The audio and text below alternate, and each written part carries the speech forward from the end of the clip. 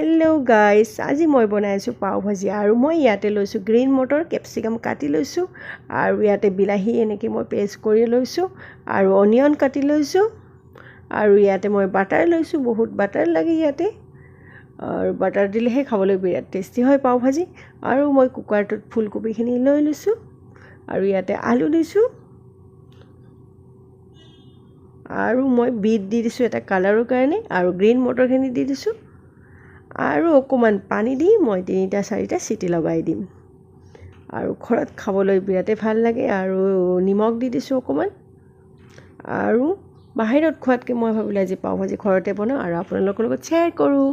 আৰু গোটেইখিনি সিজি গৈছে ধুনীয়াকৈ, ঠাণ্ডা হৈছে আৰু মই এইখিনি পেষ্ট কৰি লৈছোঁ ধুনীয়া কৰি।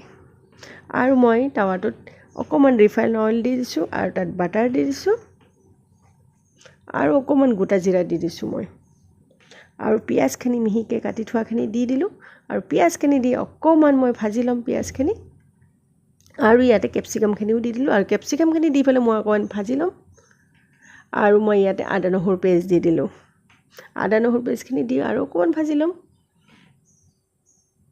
তো বাচ্চাবিলাকে বিৰাটেই ইমপ্ৰেছ হয় এনেকৈ যেতিয়া আমি ঘৰত বনাই দিওঁ বাহিৰৰ দৰেকৈ, তেতিয়া খাবলৈ সিহঁতে বিৰাটেই ভাল পায়। আৰু মই বিলাহী পেষ্ট কৰাখিনি দি দিলোঁ একেলগত ইয়াতে আৰু দি অকণমান আৰু ভাজি ল'ম মই আৰু ইয়াতে নিমখ দি দিলোঁ যাতে তাড়াতাড়ি বিলাহীখিনি কেপচিকামখিনি সিজি যায়। আৰু ইয়াতে মই জলকীয়াৰ গুড়ি দিছোঁ আৰু পাও ভাজি মছলা 2 চামুচ দি দিছোঁ। জলকীয়াৰ গুড়া মই কমকৈ দিছোঁ আৰু বেছিকৈ দিলে কালাৰটো ধুনীয়া আহে পাও ভাজি আৰু ভাল হয়। আৰু বিলাহীটো যদি কালাৰফুল হয়, ৰেড হয়, তেতিয়া আৰু কালাৰটো বেছি ভাল হয়।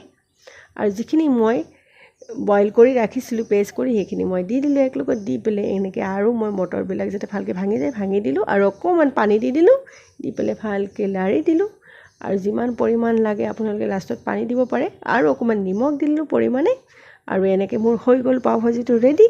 আৰু এতিয়া খাবৰ কাৰণে আমি আৰু এতিয়া অকণমান অইল দি আৰু অকণমান বাটাৰ দি দিছোঁ ইয়াতে মই আৰু যিমান পৰিমাণ লাগে এজন মানুহ খোৱাৰ কাৰণে মই বনাইছোঁ এতিয়া। আৰু মই অকণমান জলকীয়াৰ গুড়ি পাও ভাজি 1 চামুচ দি দিছোঁ আৰু কুচিকৈ কাটা ধনিয়াখিনি দি দিছোঁ। ফ্লেভাৰৰ কাৰণে বিৰাটেই ভাল লাগে, টেষ্টি লাগে খাবলৈ এনেকৈ। নিশ্চয় আপোনালোকে ঘৰত বনাই এবাৰ খাব, বিৰাটেই ভাল লাগিব বাহিৰত খোৱাতকৈ। আৰু যিমান পৰিমাণ লাগে মই লৈ লৈছোঁ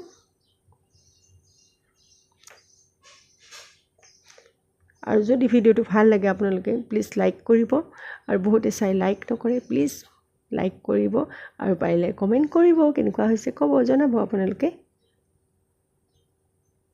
আৰু ইয়াতে অকণমান পানী দি দিছোঁ মই